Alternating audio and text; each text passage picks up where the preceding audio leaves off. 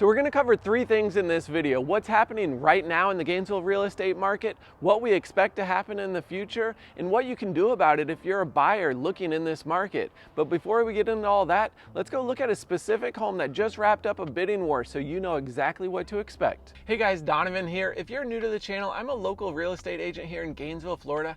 I put out these videos to share with you exactly what you can expect if you're moving to the area. We talk about the best schools, the best neighborhoods, all the things to do here in Gainesville. And if you don't want to miss a thing, make sure you start by clicking the subscribe button and also click the little bell so you get notified anytime I put out a new video. So this is a great house over in southwest Gainesville. It's 3 bedrooms, 2 bathrooms, a little over 2,000 square feet. We put the home on the market Thursday afternoon in the mid $300,000 range. By Saturday, we had 13 offers.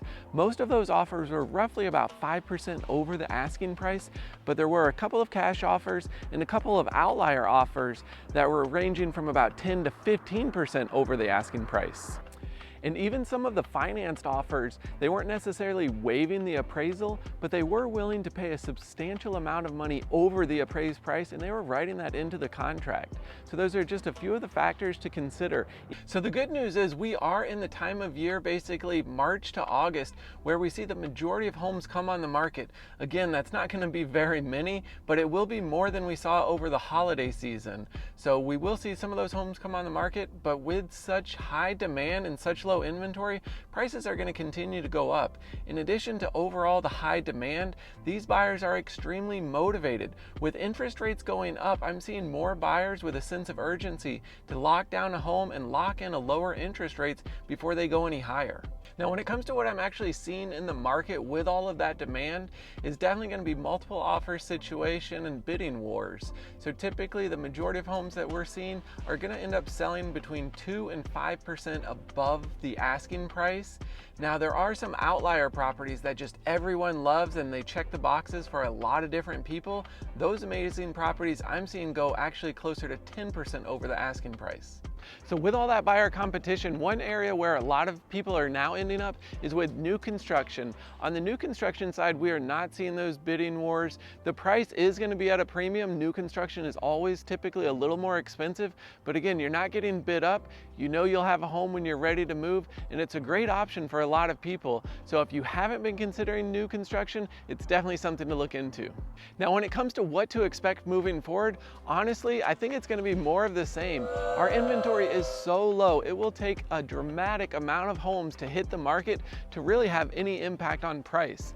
The other factor again is going to be the interest rates. If those keep climbing, at a certain point they could play a role in softening the price, but overall it's always going to come back to supply and demand. As long as the demand is extremely high, supply is low, the prices are going to keep climbing.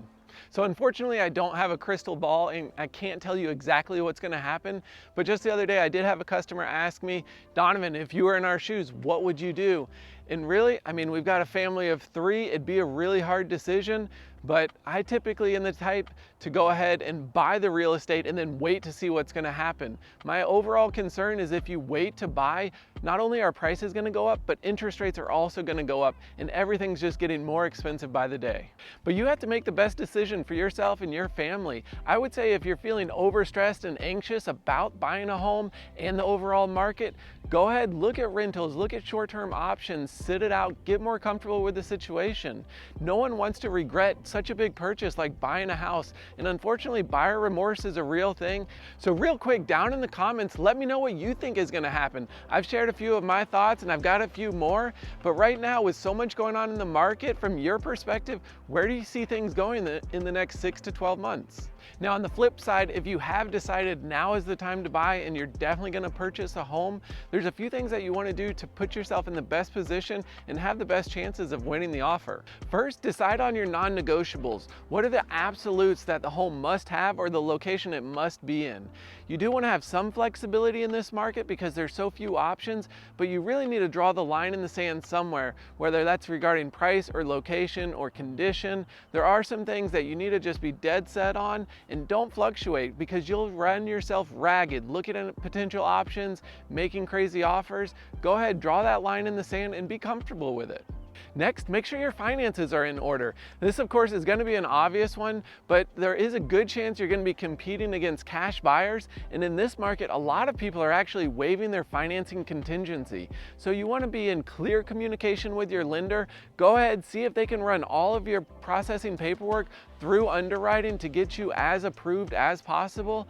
So when the time comes, you're ready to go and there's no questions if you can afford it. Next, you want to adjust your expectations. This is an extremely challenging market, and the odds are you're going to probably put multiple offers in on multiple homes. Try not to get over attached to one specific property, because there's likely another buyer who's just further along in the process. They've maybe submitted 10 offers, missed out on all of them, and on this one they're just going all out and they're going to give it everything it's got, and that's okay. Other homes will pop up on the market. There are other options. Just be prepared, because it's going to be a little bit of a roller coaster. So like I mentioned, right now in this market, we are seeing some buyers completely waive their inspection period, waive their financing contingencies, and really do some potentially risky moves that could jeopardize their escrow deposit.